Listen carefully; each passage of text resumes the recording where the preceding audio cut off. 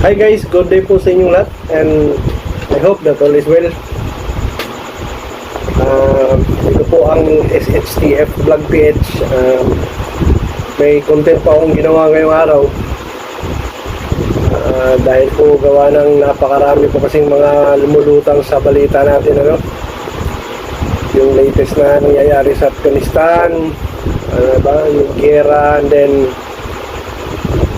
lately yung mga lindol, tsaka yung mga floodings. So nagre-research po tayo and then nagka-come across po tayo ng at least 10 top na mga topics na i-discuss natin today,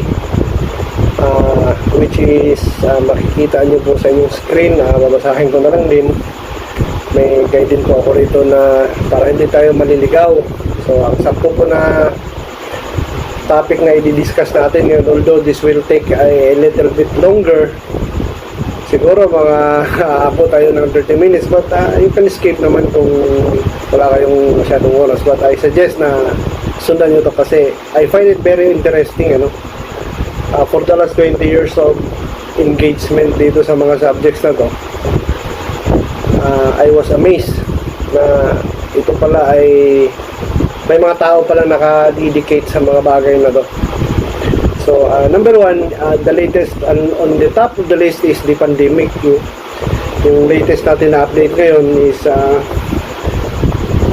ang Philippines ay nasa 21 on top of the list. Number 1 is yung United States, which is ang deaths nila is something like about 636,000 out of 38.7 million cases, followed by India, Brazil, Russia, France, United Kingdom, Turkey, Argentina, Colombia, Iran, Spain, Italy, Indonesia, Germany, Mexico, Poland, South Africa, Ukraine, Peru, the Netherlands, and Philippines. So ang ating outstanding pong statistics as of August 28, 8:29 PM year 2021 is 1.92 million ang ating outstanding cases, and then we have 32,841 related deaths ng COVID-19. So yan po yung ating first subject.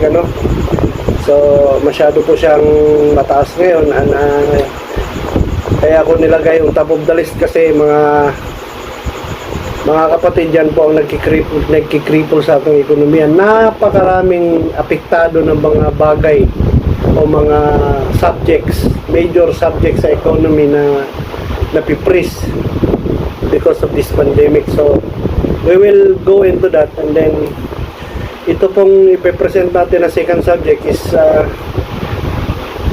ito pala, babalikan ko lang. These are the things that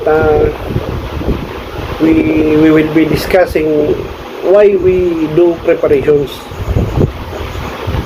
why we try our best to prepare. Dahil po kasi ito yung mga disasters, we are preparing of disasters. It could be from natural to man-made. The objective of this is lang naman, preparations. Kasi katulad ngayon, relating to topic number 1, which is pandemic. What are the before, the during, and the after of everything? What this pandemic can cause to us, the impacts of pandemic. So yun, nakikita natin yung statistics. So di na natin masyadong technical yan kasi at least nakikita natin yung figure. So that is the latest. Gagawin na lang po natin yung mga standards na mga health and safety protocols na mandato ng ating AITF, and follow it as much as we can. No, number one of this is the wearing of the face mask, the face shields, the distancing protocols, no, the proper distancing, and then at the same time yung hand hygiene, and as much as possible yung mga scrubbing, sanitations of the things that we touch, and then please do not go into crowded places. So, yan po yung ating number one topic, pandemic. So, the rest of it, nakikita nyo naman sa latest. Pero ang emphasize lang natin is yung statistics ngayon, na hindi lang Philippines ang nagsasuffer niyan, kundi we are on the 21st of the list. So, yan po yung masyadong mataas na apektado. Kaya lang, parang mayroon ako hindi nakita rito. Anyway. Proceed tayo dun sa pangalawa, which is isa sa mga mahalagang topic na bakit kailangan natin i-anticipate in relationship to the preparations that we will be making. Mga kapatid, I would like to bring to you the second subject, which is population. Based dun sa ating research, lumalabas na Pilipinas ay mas malaki pa pala ang population kaysa China, kaysa sa Russia, kaysa sa Canada, USA, Brazil, Australia, India, Argentina o Kazakhstan. So I have here the list. That is per person per kilometer squared. I-compute natin yung laki ng bansa per land area versus population. So yung population i-divided by natin sa land area. So malalaman natin kung ilang tao sa loob ng square kilometer per country. So base sa ating computation at based doon sa top 18 na actually itong top 10, ito talaga yung nasa Wikipedia, but dinagdagan natin yung mga ibang mga bansa na sa tingin natin po pwede natin bigyan ng comparison versus doon sa standing population natin. So ito ngayon kinuha natin to sa world data, no? May source naman diyan sa Worldometers. This was extracted, I extracted this today at around 7 PM, dated August 28 of 2021. So mga kapatid, ito po yung mga tol, ito po yung pinipresent natin. Ito po yung pinakamalalaking bansa pababa, no? So nag-start sa Russia, Canada, China, United States, Brazil, Australia, India, Argentina, Kazakhstan, Algeria, Mexico, Indonesia, Nigeria, Pakistan, France, Germany, Philippines, and Bangladesh. But the top 10 are the items na nakikita natin dito sa data. Dinagdag ko na lang yung Mexico hanggang sa Bangladesh dyan. So, dito sa right portion, i-round off natin, nandyan po yung total land area per kilometer squared. Nandyan po yung total population as of 7 PM August 28, 2021, that is today. And then, i-divide natin yan. So, nandito po yung number of person per kilometer squared. So, itong bandang kanan, yung may shaded na green, yan po yung ating rounded na numbers. So, proceed tayo dun sa pangalawang presentation when it comes to population. So, kung makikita nyo mga kasama, ito, sinort ko na to per country. Ano, population wise versus doon sa lawak ng lupain ng isang bansa. So lumalabas, including Bangladesh at Australia, ang pinakamalaki na population sa based dun sa data lang na pinansin natin dito is Bangladesh. But yun, marami pa naman po pwede natin i-incorporate. But ito, out of the 18 countries na meron tayo rito, on top of it is Bangladesh, and then most populated na to, rounded off itong may bandang kanan. So kung itong square kilometer, ang laman ng tao sa isang square kilometer is 1,122 kung sa Bangladesh, kung halimbawa isang kilometro kwadrado sa buong Bangladesh, merong laman na tao yan na 1,122. Sa India naman, 1 kilometro kwadrado, meron siyang 425 na tao sa loob. Total na yun ha, kung biyak-biyakin. Hindi ko sabihin, kung i-distribute natin yan. So, ang Philippines number 3, matindi. Tinalo pa natin yung China, no? Ang 1 kilometro kwadrado sa Pilipinas, kung buuhin natin yung Pilipinas, kasama na yung isla. Meron tayong 371 na tao sa loob ng 1 square kilometer. Mantakin niyo yan, mas malaki pa tayo sa China. Sa China, 151 na tao lang sa loob ng 1 kilometro kwadrado. Sa US, 34 nga lang eh. Ha? Ang malapit sa Australia, 3 lang. Napakalawak. Pag sumigaw ka, malamang hindi pa marinig. So, pwede mo, malaki pa yung espasyo when it comes to sa Australia. Pag pupunta ka ron, baka marami pang baka ron kaysa sa tao sa per square kilometer. Ibig sabihin, marami pang pwedeng sakain na doon. Pero nga lang, itong Australia kasi may portion din siya na disyerto. Eh. But, hindi kasi yun ang pinag-uusapan. Ang ating item dito is ilang tao sa loob ng 1 kilometer square. So, yan po yung ating item. So, yan yung item number 2, that is population. So, ganun kalaki. So, i-check nyo na lang.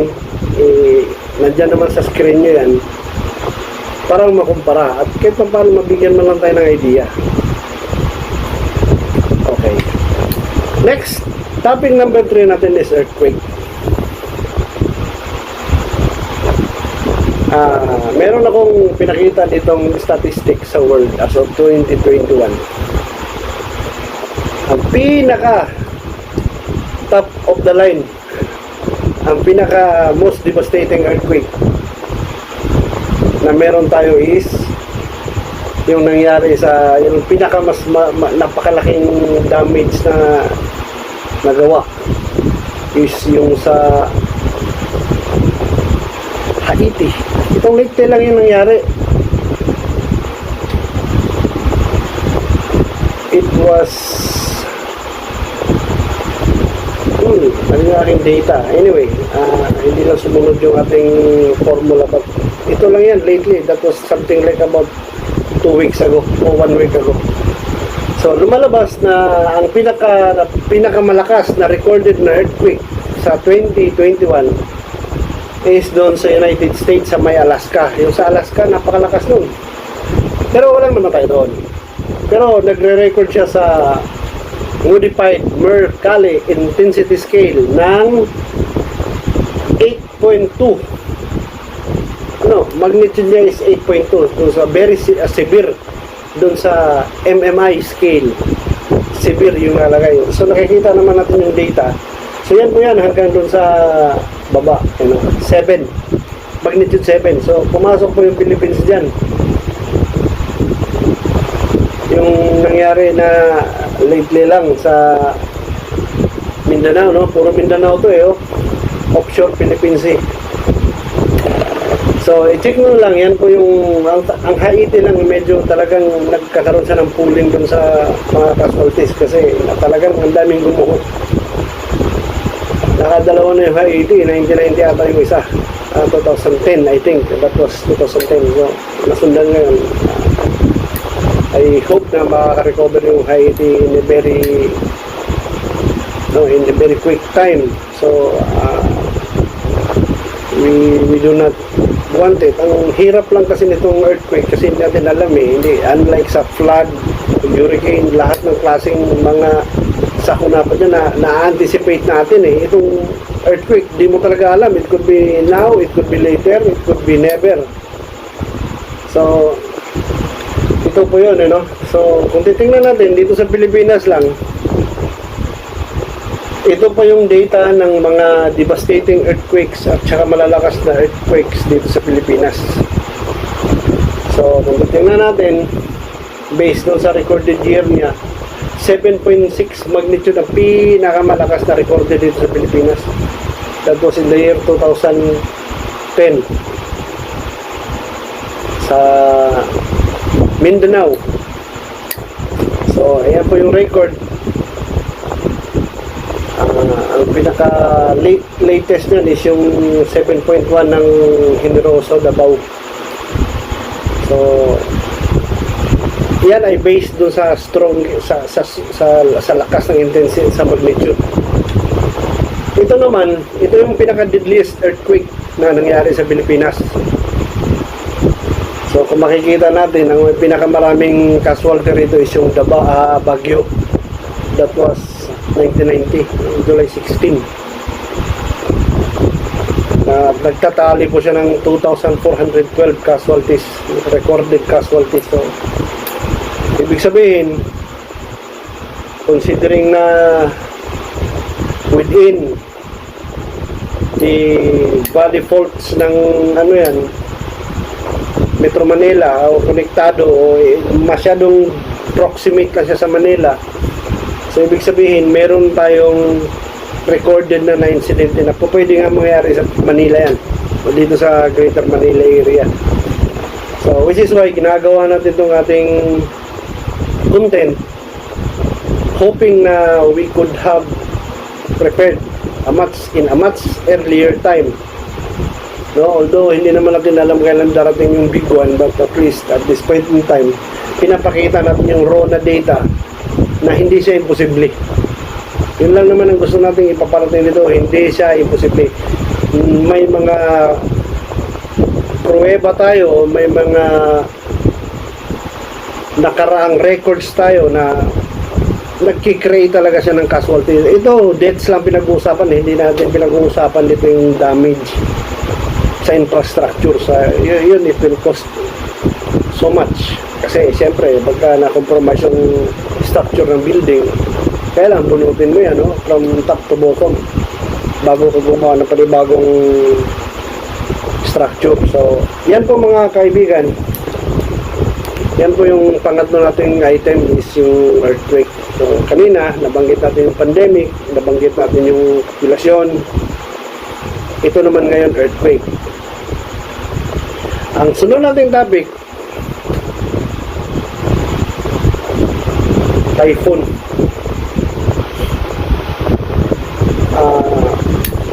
Dito sa ating screen, ipapakita ko sa inyo yung pinaka top na mga typhoons na dumaan na napakaraming casualty at saka yung top 10 na napakalaking gastos. So makikita natin sa screen natin. So yung ating top 10 deadliest typhoons in the Philippines is yung 1881 recorded dito yung Haipong Typhoon. Sumunod yung Yolanda, Haiyan, and then sumunod yung Telma, number 3, and then yung Pablo noong 2012, and then yung Angela 1867. Medyo matagal nito, but it has records na talagang nananalasa ito. And then we have in 2004 Winnie, and then meron tayong si Bagyong Frank in 2008. So meron tayong isa na ang label ay identified. So 1897 pa kasi ito no? Medyo matagal na, but yun, nagkikreate siya ng 1,500 casualties. So meron tayong Nitang 1984, and then doon sa deadliest yung number 10 is yung Riming. That was 2006. So meron tayong death tolls nun na 1,399. Dito sa may bandang kanan, ito po yung mga typhoons na napakalaking damage. So we have Pablo, we have Haiyan, we have Parma, we have Nisat. So fishing, so yan hanggang 10 sa Megi. So i-check nyo na lang, and then yun, at least may reference tayo, and then if you have further curiosity, pwede nyo po siyang i-search para magkakaroon po tayo ng mas malawak na idea o kaalaman when it comes to the impacts of typhoons sa ating buhay dito sa Pilipinas. So nabanggit na natin yung pandemic, population, earthquake, typhoon. Ito ngayon, ang pag-uusapan natin, floods. Ito yung magiging impact ng typhoon. Automatic yan, floods pagkatapos.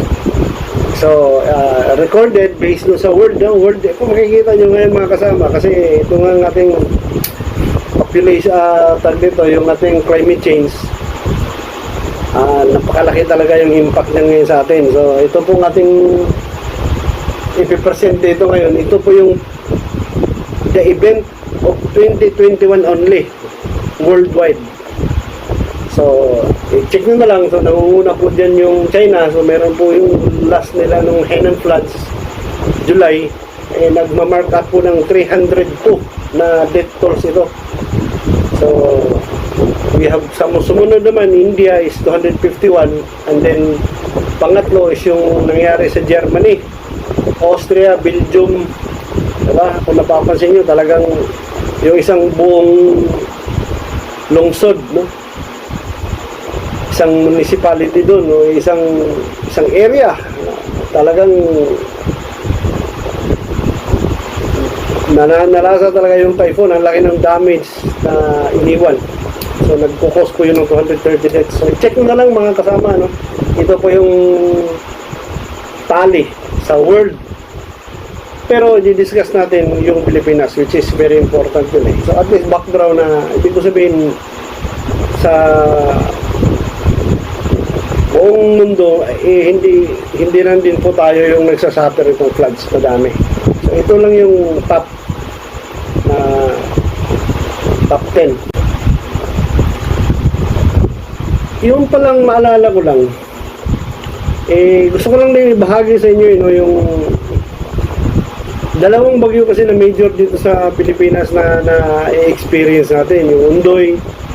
At the same time, yung bago nga, yung latest na nangyari last 2020, yung November na 2020 natin na bagyo, na flooding, yung Ulysses. So, mga kasama din po ko sa isang rescue group.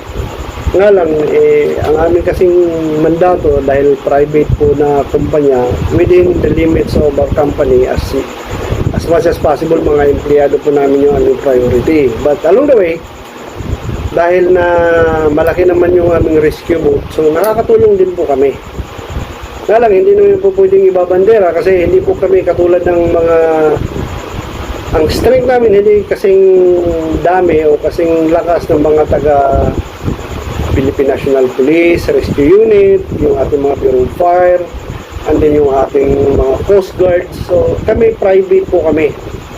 Pero kung mapapansin nyo, ipapakita ko sa inyo yung mga few sa aming mga na-rescue. Actually, kasama din po kami ron sa mga nababalita konti. But anyway, yun. So, ibig ko sabihin, ang aking nais lang iparating is, itong flooding, pag lalo na dito sa Manila, gawa ng yung kasing rainfalls na pumapasok, madalas niyan, siyempre nagagaling doon sa highlands, sa Sierra Madre, and then dito sa kapatagan ng Metro Manila. Medyo may mga bara-bara na pong ating drainage system and may mga low-lying areas tayo.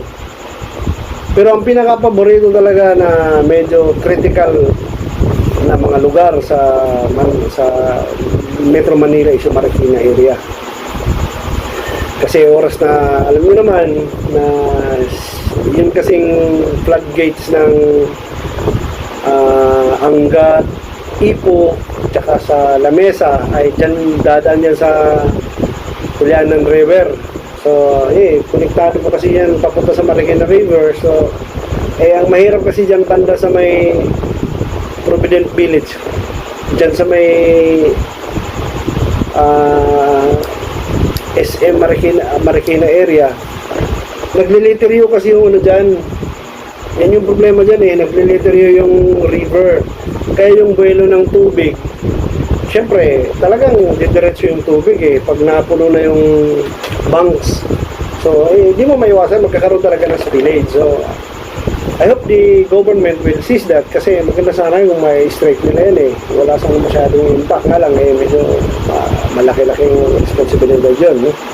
Anyway, balik tayo dito sa floodings. Ang laki ng damage ito, pero ang kagandahan lang sa flood, mapaghandaan mo.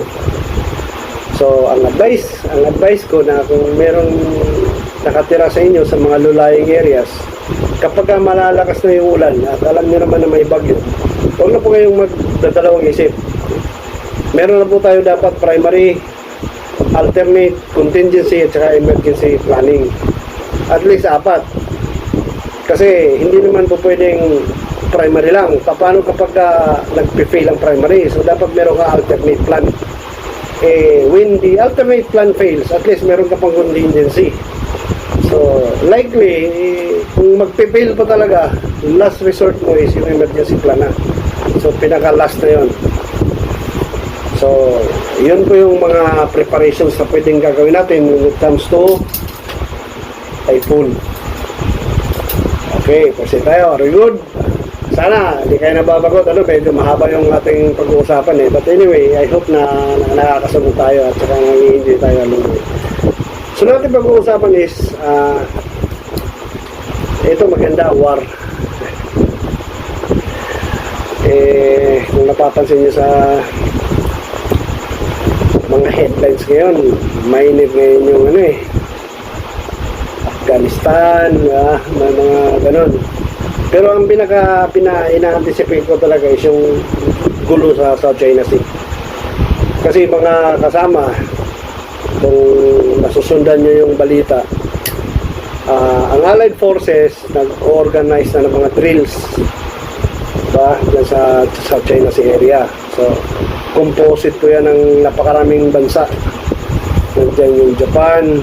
So, medyo naiipit ngayon sa political struggle yung Taiwan. Nandyan yung India, nandyan yung Germany, nandyan yung Britain, nandyan yung France. So, puro mga powerful nations yan. So, actually meron akong ipapakita dito sa inyo mga kasama. Ito yung global analysis. Actually, itong World War I at saka World War II, it really finds me amazing, no? Kasi mas maganda rin talaga yung nagre-research tayo to know our history. Yung mga panahon na ito, yung mga maliliit pa tayo nito itong World War II. Actually, 1945, wala pa nga pala tayo nito Lalo na yung World War I. So, meron akong red lines dito. Ito yung aring tansya sa World War III.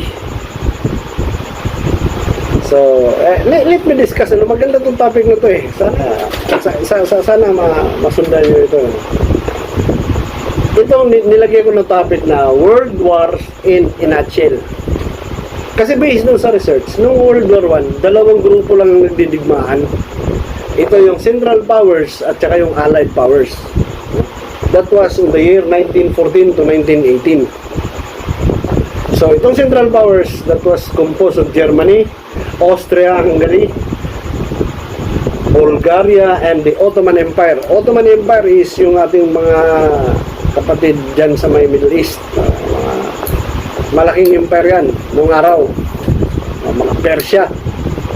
Hindi, not sure about Persia, but Ottoman Empire, based on sa researches dyan yung sa may Middle East area. Ang kalaban nila, Allied Powers. Itong Allied Powers, ang pagkatagal na pala nito World War I, sila na talaga pala. So, it composes of Great Britain, France, Russia, Italy, Romania, Japan, and the United States. So, ito matindi. Digmaan. So, may mga battlegrounds yan.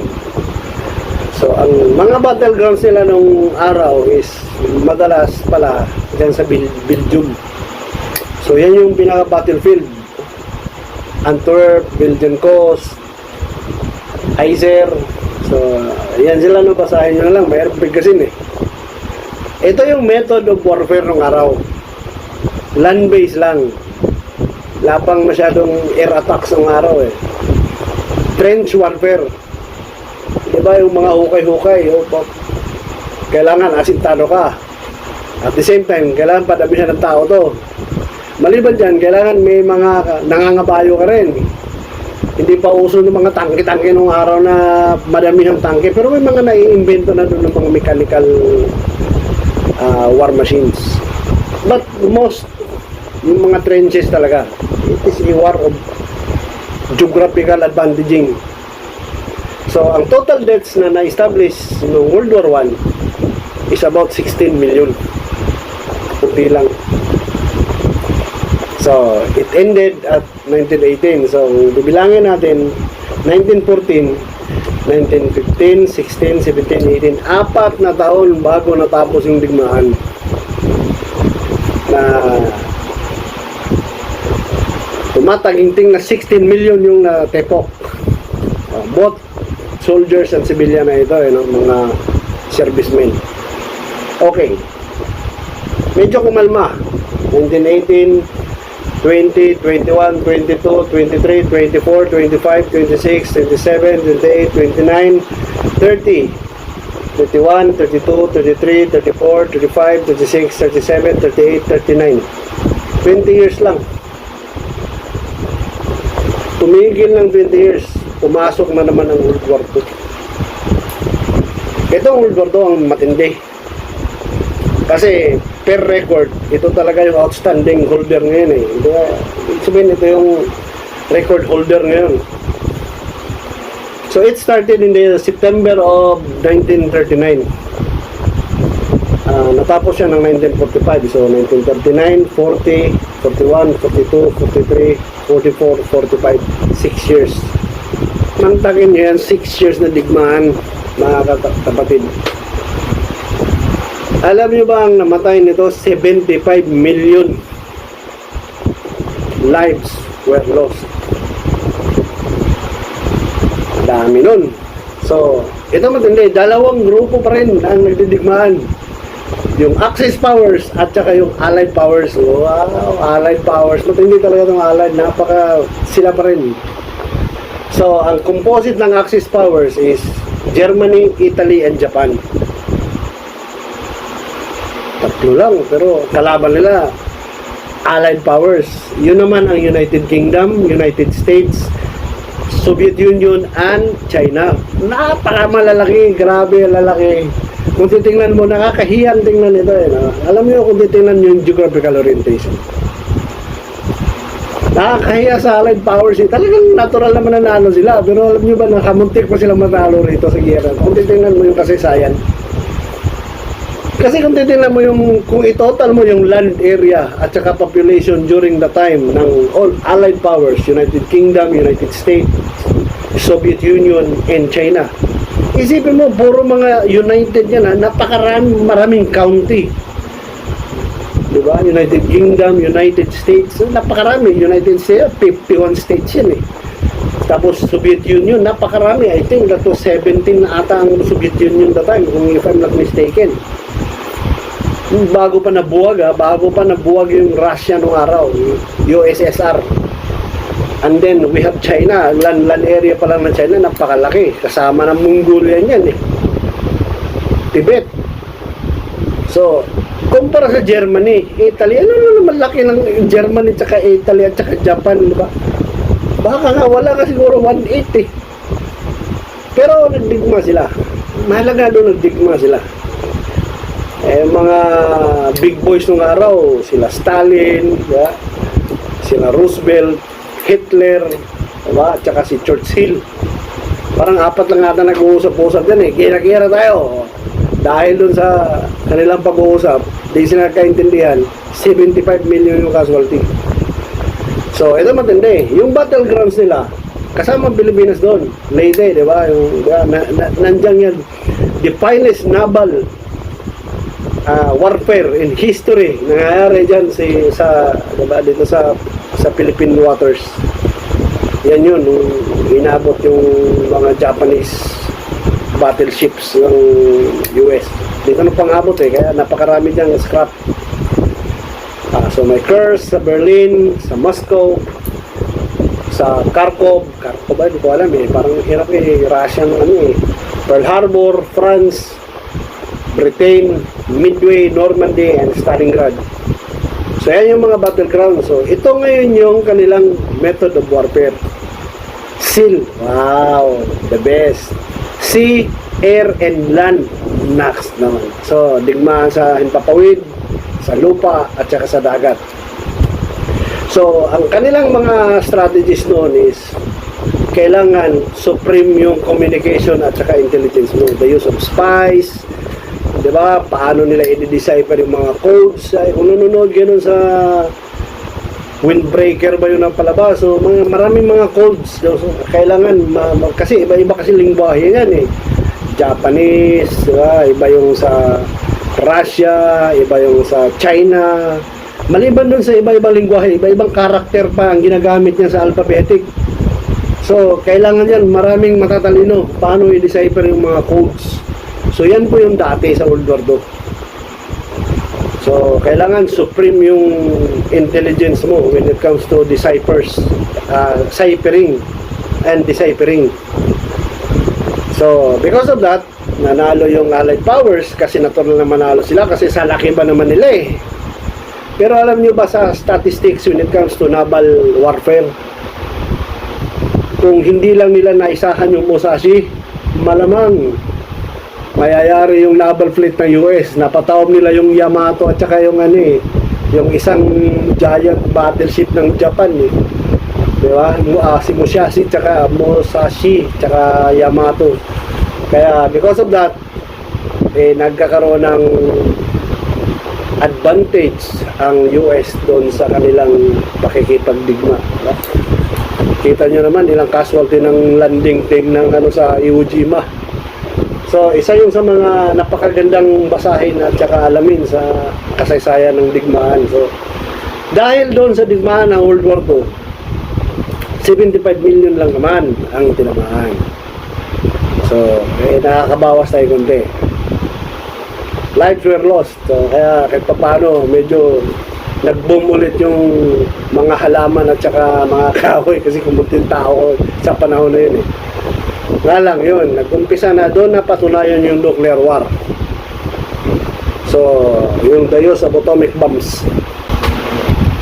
Yun yung pinaka breakthrough ng war machine. The use of nuclear arm bomb, yung bombs na yan. So yung sa E is equal to mc squared ni Einstein. Actually, hindi ko alam yun eh, but based kasi sa pagbabasa-basa, yun doon napatunayan yung formula na yun. Energy is equal to the mass and the mc squared. Yun ako C. So, yun. Yung inulagi. Yun yung nagbagsak na sa Hiroshima eh. Inulagi ba? Tama ba? So, yun. Tsaka sa Nagasaki. So, nung nag-declare na ng surrender si Japan that time, so, natapos yung digmaan. Kasi si Hitler, di ba, kung makikita niyo yung history, matagal na palang patay si Hitler, hindi nila alam. Nakakalam lang si Stalin. Si Stalin. Pero hindi niya pa sinabi kay Roosevelt na patay na pala. Nalaman yun after 20 years na. So napakaganda yung conspiracy theories na, yung mga theory niya. So, yan po yung doon nagtatapos yung gera. Itong World War III, ako lang gumawa nito. Based lang to sa the way I foresee things. Pwede kasi dahil una-una maraming factors na po pwedeng magti-trigger ng World War III. Number one, yung pandemic, no? That is, may mga conspiracy theory na lumalabas na it is a form of biological warfare na. So, hindi natin alam kung saan tayo pwedeng lumugar. Napakarami kasing mga idea na lumalabas eh. So, anyway, pwede din kasi naman. So, ito po yung mga pwedeng mangyayari. Sa aking tansya kasi, year 2025, kaya 2021 na eh. So, that is 4 years away. Kapag hindi nila masito yung dispute ng China Sea, since na ngayon, nagkakaroon na sila ng battle economically with China and the United States and the allied nations. Dami ng sanctions, embargo na pinapatupad nila sa China kasi based on sa kanilang allegations, lahat ng intellectual property ng US ginaya ng China, and then yun natalo yung allied ng kanilang economic, parang economic sabotage yung nangyayari. So, masama loob nila dun eh. Kasi, kita mo naman, based dun sa claim nila, yung unang Huawei na lumabas is talagang clone na clone yung iPhone. Lahat ng screw, lahat ng specs, talagang pati design, gayang-gaya. So, kung ikaw ba naman, magre-reinvent ka pa ng wheel na nandiyan, kayahin mo na lang eh, di ba? Walang kahirap-hirap. So, reverse engineering lang, okay na. So, nagka-create may mga financing kasi sa China, kung alam naman, communist yan eh. So, yung central powers nila, isa lang yung manggagaling yung approval ng finance, okay na. So, walang masyadong maraming bureaucracia.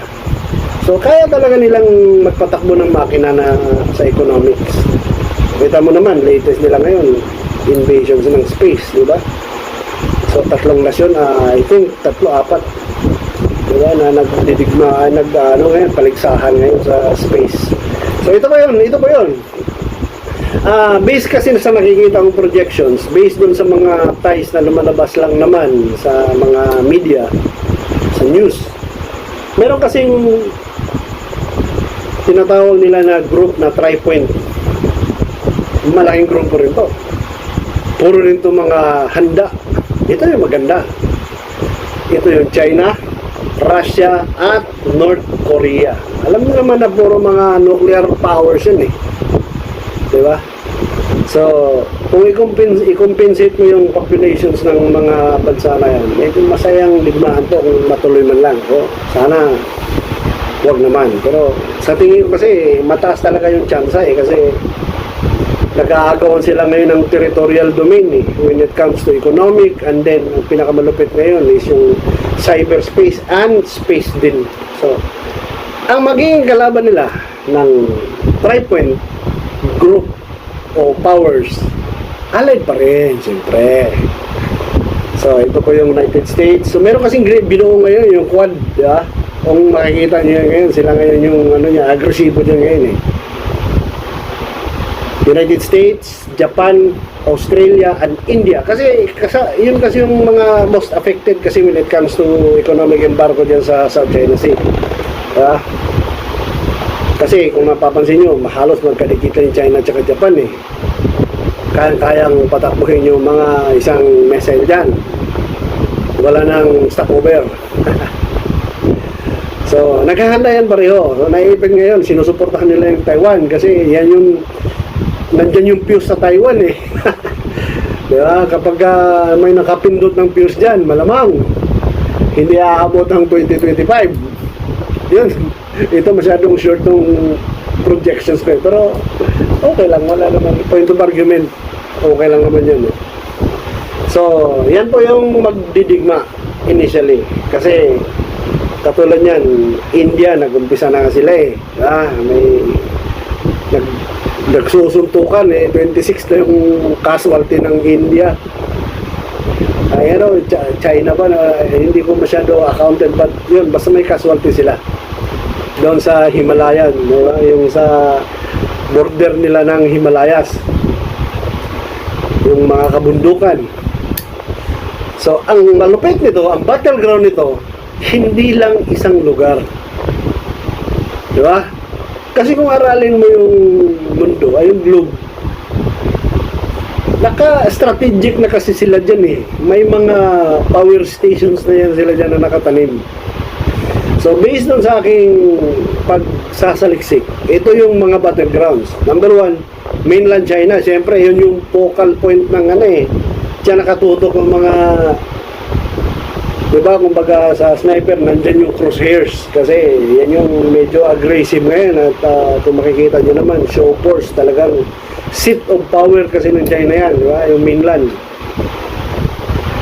So, yan, malamang kasama yan sa maging battleground. So, peripheral of it is the South China Sea, which is nandyan si Pilipinas. And then East China Sea, which is nandun si South Korea at saka si Japan. Alam niyo naman na yung sa gitna ng Japan at saka Taiwan, yun yung East China Sea. So, sigurado yan, Nandyan na yung mga submarines kasi. Kaya ako lang nabanggit yung mga sis kasi hindi lang ito basta-bastang gera kasi ngayon. Napakarami. This is, yun nga sabi ko dito sa presentation ko, ang supremacy dito, hindi lang sea, air, and land. Meron akong ginawa ritong acronym, CLASS. Cyberspace, land, air, sea, and space supremacy. Yan. Kung napapansin nyo, yung Roscosmos ng Russia, napakarami ng proven na yan, napakarami ng rockets na pinadala sa space. So, yung ating NASA ng US, and then ngayon, di ba, dumagdag pa napakarami na yung player sa USA. Mahirap habulin yan. Di ba, number 1 ngayon, top of the line, si SpaceX. And then, we have Jeff Bezos, yung kanilang Blue Origin. Competitive din yun. Kung nakapagpunta nga sila dun sa low Earth orbit, ibig sabihin, kaya nilang mag-generate. Malay mo, baka may ginawa na yan sila ng mga missiles dyan. Natin alam, although that is a civilian company, pero siyempre, pag i-militarize mo yan, talagang pwede siyang mag-carry ng load ng mga nuclear warheads. Meron pa silang, di ba, yung latest ngayon, yung Virgin Galactic, na nakapunta din sa low Earth orbit. So maraming player din sa US. Sa Russia naman, nandiyan si Roscosmos. So, not to mention, di ba, lately lang, si China, napakarami na din ng rocket. Meron na nga silang binubuo na space station ngayon So, kung mapapansin nyo, si Russia, nagbabalak na rin na bubukod nila yung kanila. Russia Space Station nila. O ano man tawag nila dyan. So, worth mentioning din yung Japan. Di ba, kung mapapansin mo yung rocket na pupunta sa Mars, di ba? Yung sa United Arab Emirates na rocket, ang makina ginamit ng Mitsubishi. So pwede rin. Inalaw na kasi inalaw na sa panahon ni President Barack Obama yung Japan na mag-manufacture ng arms ulit. So nilip up na yung kanilang dati kasi dahil natalo sila sa gera, bawal silang gumawa bawal silang gumawa battleship, mga ganung agreement So yan. Ang magiging battleground niya, kasama din yung Pilipinas. Tapos yan, kabuuan ng South China Sea, sigurado talaga yan. Taiwan, kasama yung Korean Peninsula. Kasi siyempre, yung North Korea, kakampi ng China yan. Yung South Korea, siyempre, allied yan So, digmaan din niya sila doon. May mga river border skirmishes yan. Pwedeng tirador. Ang bala, Granada. So, yan yung mga yan. Kasi border lang yan So, nandyan din yung Japan, Russia. Sigurado din yung Russia. Kasi, alam nyo naman na Russia at saka Alaska, di ba? Kung napapansin nyo, yung sa may Bering Strait, kapakaliit lang yan. Boundary lang yan Makikita mo nga lang yung kabila Yan, nandyan yun sa Barents Sea, Gulf of Alaska, sa Bering Strait. Tapos North Pacific Ocean, tapos Persian Gulf. Kasama yung Gulf kasi kung mapapansin nyo, yung Iran, malamang kakampi sa China yan kasi halos isang buong landmass yan magkakadikit-dikit yan Afghanistan, Iran, China, di ba? Yan yung magkakadikit-dikit dyan sa Middle East tsaka yung sa China borders So yan, sigurado may mga strategic din ng mga forces na meron yan sa US. Ang laki ng din sa base din sa Qatar at saka sa Saudi Arabia. So, kasama din yung doon naman sa may kasama din yung Belarus ulit. Sa tingin ko lang kasi yung halos borderline, Poland halos borderline ng Russia at saka mga allied nations diba, Finland, mga iba pa dyan, Norway. So, kasama din yung Kazakhstan. Si Kazakhstan kasi, siyempre, borderline ng India So, mamimili siya kung saang side siya. Pwede siyang mamili na mag-side siya sa Russia, which is Kazakhstan is part of the former Soviet Union, or pwede siyang dito sa kapila. Pero kahit saan siya pupunta, tatama siya ng digmaan dyan. So, and then the North Atlantic Ocean, yung Florida Keys. Diba, kung naalala nyo yung Kokomo, yan, off the Florida Keys, yung harap niyan, Atlantic Ocean yan. Sigurado yan, yung mga submarine at saka yung mga underwater armaments ng mga bawat bansa. Lalabasan lang yung mga nuclear warheads dyan at saka yung mga battleships nila. So ito, akin lang naman. So, ang tansya ko rito na mamamatay. Dahil nga dun sa sa World War I is 16 million and then nagtaas siya ng 75. That is something like kulang-kulang siya ng 200%. So yun, tinainusto ko lang. So dito ko nag-arrive. Ito ano naman to, wala namang formula to eh. Tansyahan loose lang. But sa estimate ko, abot ng 1 billion yung patay kasi kasama na yung nuclear dyan kasi, mga radiation loss. Sigurado patay tayo dyan. Patay tayo dyan, mga kaibigan. So, ito ngayon yung method of warfare. So, meron akong nilagay dito yung class. Cyberspace, land, air, sea, space, supremacy. So, kailangan supreme ka. So, kung mapapasin mo, based on sa existing records ngayon, na nakikita in plain sight, medyo may kalamangan dyan ng allied. Pero hindi natin pwedeng ma-underestimate kasi masyadong secretive si Russia at saka si China eh. Diba? Alam nyo naman na napakaraming, diba, Cold War nung araw, padamihan niya ng mga nuclear weapon eh. So, sabi ka nung isang prime minister dati, si Yeltsin, kung hindi ako matawag si Boris, no? Parang ganun eh. Babalikan lang natin yung history based sa nabasa ko. Nung nag-decommission sila ng Cuba, kasi yung Cuban War yung Cold War na decision making na lang, magkakaroon na ng nuclear war at the time Cuban Missile Crisis. Ang bomba daw ng US na binagsak sa Hiroshima at Nagasaki, ang kanilang S-300 na nuclear warhead is 300, kung hindi ako nagkamali basta mayroon silang isang nuclear warhead na 10 times stronger than that of the Nagasaki and Hiroshima bomb. Takin mo yun. Tunaw nga yung Nagasaki at Hiroshima mas lalo na yung isang nuclear warhead ng Russia na 10 times ang lakas. Ang matindi, 2,600 units meron ng Russia at the time, hindi pa nabuwag yung Russia. Diba? Kaya nga nag-decide na yung leadership ng Russian government na i-disengage sa yung Soviet Union Kaya ngayon, kung napapansin nyo ngayon, nagkakalat-kalat na yan. Yung, I think, 17 yata na bansa yan. So, ilan na lang ngayon yung Russia. Ang 7 lang ata, o hindi ako nagkamali. So, anyway, ito yung aking presentation. Isa kasi sa topic natin. So, nandiyan yung pandemic, nandiyan yung population, nandiyan yung earthquake, nandiyan yung typhoon, nandiyan yung floods, and then nandiyan yung war. Itong pinag-uusapan natin, World War II. Pasok tayo sa frontier ng Pilipinas. Ito yun. Titingnan natin dito, arms, ang topic, ang title ko nito is Various Armed Groups of the Philippines. At least may idea lang kayo kung sino-sino yung magiging pwedeng magdikma pagdating ng araw dito sa atin.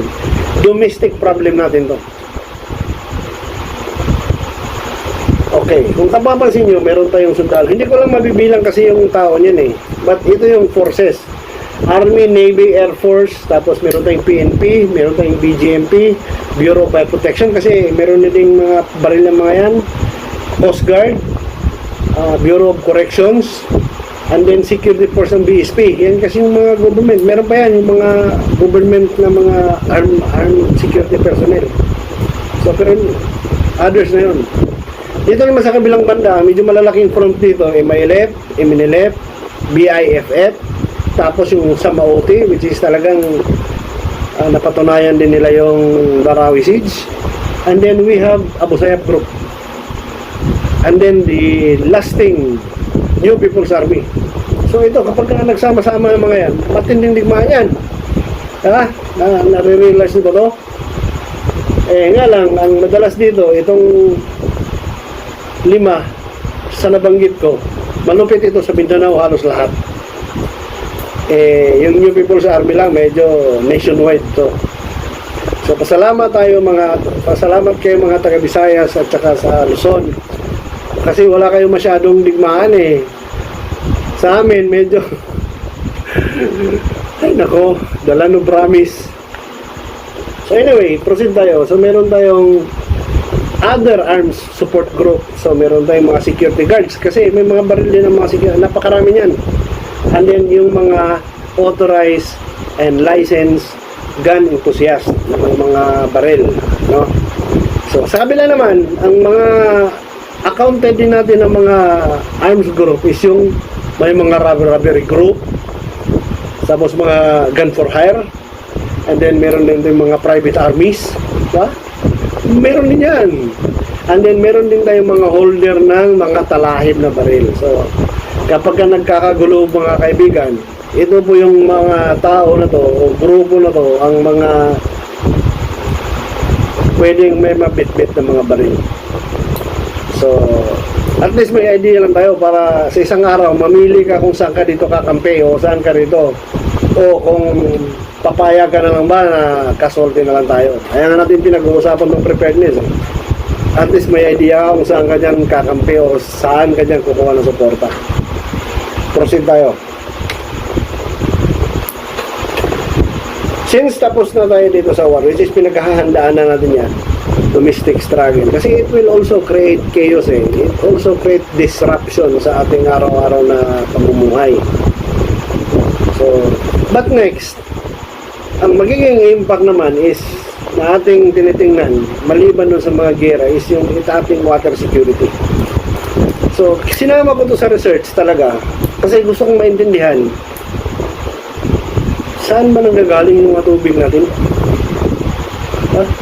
So ito yung mga kasama. Hindi ko na lang masyado mapasadahan kasi pwede naman isang pasahin. But gusto ko lang i-reiterate na based doon sa study, kapag lumindol, i-connect natin yung earthquake, paparalyze lahat ng water source natin dito sa Metro Manila. Saan ka kukuha ng tubig? Yun yung tanong. Ito pinapakita ko na lang kasi at least may idea ka kung nasaan yung primary alternate na mga water sources. So somehow, gagawa tayo ng special dito. Lahat ng ito naman gagawa natin ng per subjects Ito generic kasi ito At least makukuha mo yung idea kung bakit tayo naghahanda. So susunod tayo. Isusunod ko na lang. Ito yung ating water security. Pangalawa is yung food security. Ito yung mga reports this is the latest first quarter of 2021. So ang ating rice production sa Luzon, major players natin dito is from Central Luzon, Cagayan Valley at saka Ilocos region. So nandiyan po yung mga percentage. So dito sa may bandang kanan, makikita nyo rito yung top 10 provinces na nagpo-produce ng rice sa Pilipinas. Ito yung domestic production natin. So kung mapapansin nyo, Nueva Ecija, Isabela, Pangasinan, Cagayan, Iloilo, Camarines Sur, Tarlac, North Cotabato, Leyte at saka Negros Occidental. Maswerte tayo dahil sa mga players ng mga rice production sa Pilipinas, madami Luzon. Kaya kahit pa paano secure yung ating food security. Ito, internal production pa to Hindi pa kasama yan dito yung export. So, forward natin muna. Next. Based on sa current statistic, January to March 2021 ng ating statistics office, ang chicken situation report natin ay ang main production is coming from Central Luzon, second is Calabarzon, and then third is Northern Mindanao. So still, Luzon pa rin. Ito chicken production to. So ibig sabihin, may mauulam tayo. Domestic product to. Hindi pa kasama dito yung import. Next is this swine situation report. Ibig sabihin, ito yung ating hogs, mga baboy. As of January to March 2021, ito po yung report ng Bureau of Statistics, Philippine Statistics Authority. ang nanggagaling ang pinakamalaking production is from Central Visayas. Diba? So second is Northern Mindanao and then Western Visayas. So nandyan po yung mga ilang metric tons. Domestic, gross domestic product lang to. Hindi po kasama yung import. Next. Ito yung ating fish situation noong 2020. Kasi ngayon wala pa eh. Masyado pang maaga para isa-summarize natin yung fish production. Ibig sabihin yung paano nire-report yung fish industry. So ito po yung top 20 na species ng fish na nahuhuli sa Pilipinas noong year 2020. So ang nangunguna dyan bangus. Sumunod tilapia, pangatlo yung sugpo, and then gulyasan, round scad, and so on and so forth. So nandyan po yung data, i-check na lang. So ito po yung top 20 for year 2020. Meron ako isang data rito 3 years ago up to 2020. So 2018, 2019, 2020 ito yun.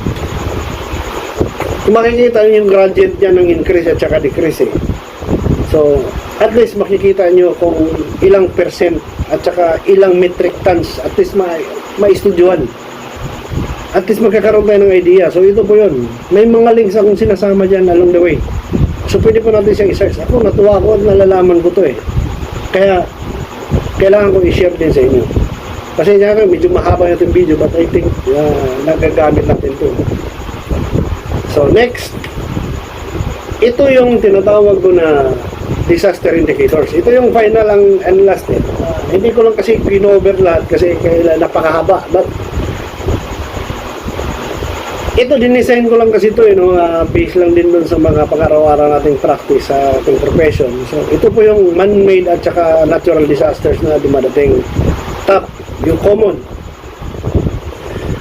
Ano yung possible impact sa atin, which is bakit tayo naghahanda. So alam mo, ganito lang naman yun eh. Pwede kang masaktan, pwede kang mamatay, pwede kang mawalan, o pwede kang nakaroon ng health issues at mental issues dahil dito sa mga pagkaganapang ito. Ito yung mga possible effects sa buhay natin. Sa'yo, sa pamilya mo, sa mahal natin sa buhay. So, ano nga yung paghahanda na meron ka? So, gagawa tayo ng special na item dito, content. Ano ba yung ginagawa mo before? Diba? Ano ang gagawin mo during? Bawa, earthquake. Anong pinaghahandaan mo before? Anong ginagawa mo? Anong gagawin mo during? At saka ano ang gagawin mo after? So more on planning at saka dapat may mga preparations ito. So meron tayo dito, when it comes to natural disasters, meron tayo dito resources. Bawa, earthquake. Ano yung mga resources mo? Before, during, at saka after. Kailangan alamin mo yan. Diba? Typhoons. Binalad, ikaw yung tinamaan ng baha. So, anong gagawin mo before, bago pa nagbaha, ongoing yung baha, at saka pagkatapos ng baha, ano yung mga resources na matitira sa'yo in order for you to survive, you and your family. So, dito sa man-made disaster, anong plans meron ka? Crime. Sabihin, maraming klaseng krimen eh. Tinamaan ka. Anong effect sa'yo? Ikaw ba'y nasaktan, di ba? Hinaras ka ba? Sinaksak ka ba? O, anong gagawin mo before, during, at saka after? So, dapat nakaspecify yan. Ito basic guide lang to. Ito yung tinatawag ko na disaster indicators. So, try nyo lang kung makakatulong to sa paghahanda. And then, I hope na discounts. Kasi, ito yung madalas kong ginagawa. Pinipilit ko at sinisikap kong paghandaan. Hindi ko naman masasabing magagawa ko yung lahat. But the least that I could, I will try my very best na ma-identify ko yung mga risk, potential risk and hazard along the way as we go along. So, dito lang po muna kasi naintindihan ko masyadong mahaba eh. Kaya subaybayan yung mga kasama at mga kapatid yung susunod natin gagawin. Kasi naintindihan ko na mahaba to eh. Hindi pa nga tayo pumasok doon sa safety at security features ng mga ito eh. But, ano lang, puno lang meron. At saka sa oras kasi medyo gano'n eh. Trabaho pa tayo dun eh. So, paumanhin nyo na lang and then I hope that all is well. Ingat po tayo. Magandang araw. Salamat. subscribe po tayo sa HSTF Vlog Speech. Maraming salamat mga brad.